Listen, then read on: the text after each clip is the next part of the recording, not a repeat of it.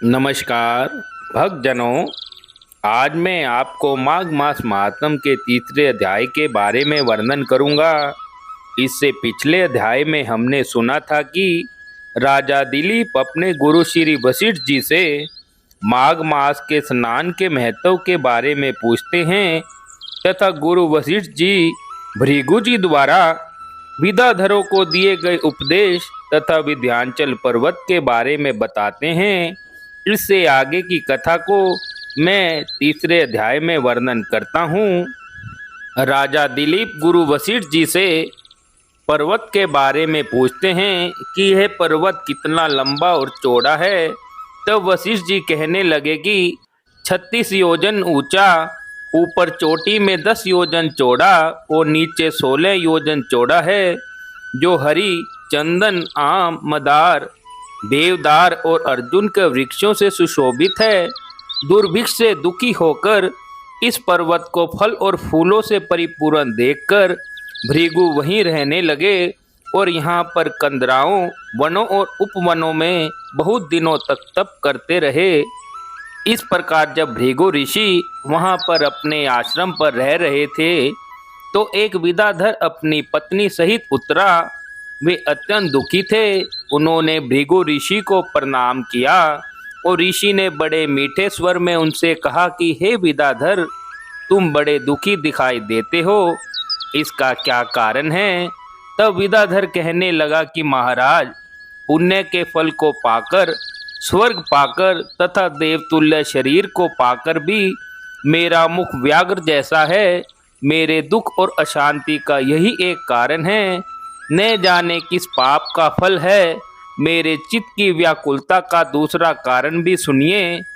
मेरी पत्नी अति रूपवती, मीठा वचन बोलने वाली, नाचने और गाने की कला में अति प्रवीण, शुद्ध चित्त वाली, सातों सुरों वाली, वीणा बजाने वाली, जिसने अपने कंठ से गाकर नारद जी को प्रसन्न किया, नाना स्वरों के नाद से वीणा बजाकर कुबेर को प्रसन्न किया, अनेक प्रकार के नाच ताल से शिवजी महाराज भी अति प्रसन्न और रोमांचित हुए। शील, उदारता, रूप तथा यौवन में स्वर्ग की कोई भी अप्सरा इस जैसी नहीं है।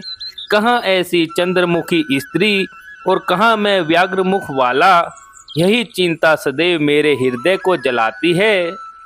विद्याधर के ऐसे वचन सुनकर तीनों लोकों की भूत, भविष्य और वर्तमान की बात जानने वाले तथा दिव्य दृष्टि वाले ऋषि कहने लगे कि हे विद्याधर, कर्म के विचित्र फलों को प्राप्त होकर ज्ञानी पुरुष भी मोह को प्राप्त हो जाते हैं।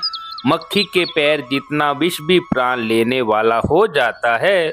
छोटे छोटे पापों का फल भी अत्यंत दुखदायी हो जाता है।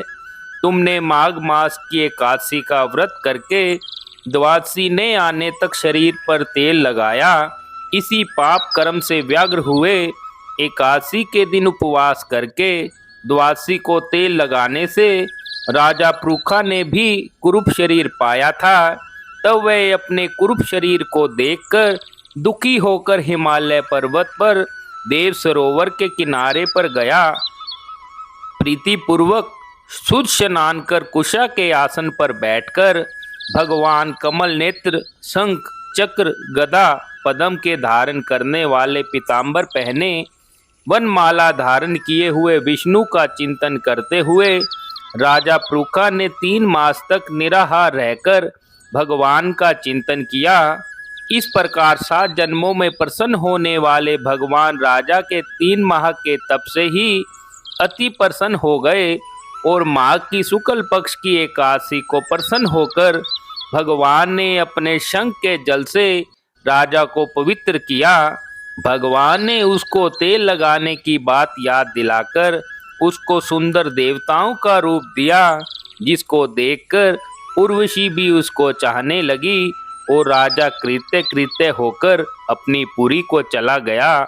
भृगु ऋषि कहने लगे, हे विद्याधर, इसलिए तुम क्यों दुखी होते हो?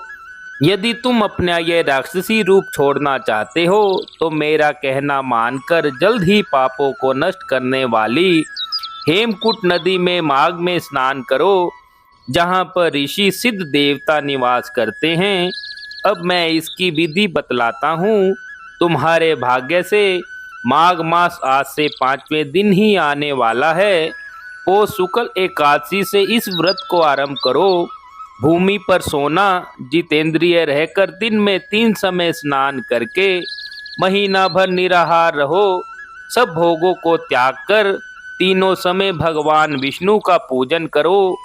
जब तुम द्वादशी को शिवजी स्तोत्र और मंत्रों से पूजन करोगे तो तुम्हारा मुख देखकर सभी चकित हो जाएंगे और तुम अपनी पत्नी के साथ सुखपूर्वक क्रीड़ा करोगे।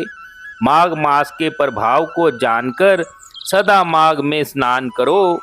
पाप दरिद्रता से बचने के लिए मनुष्य को सदा यत्न से माघ मास का स्नान करना चाहिए।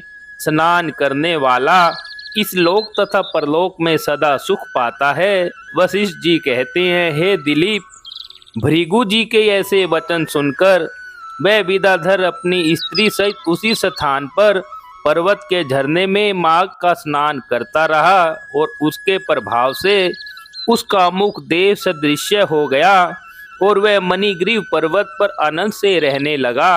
भृगु जी भी नियम की समाप्ति पर शिष्यों सहित ईवा नदी के तट पर आ गए। इस प्रकार तीसरे अध्याय को आज पूर्ण किया जाता है।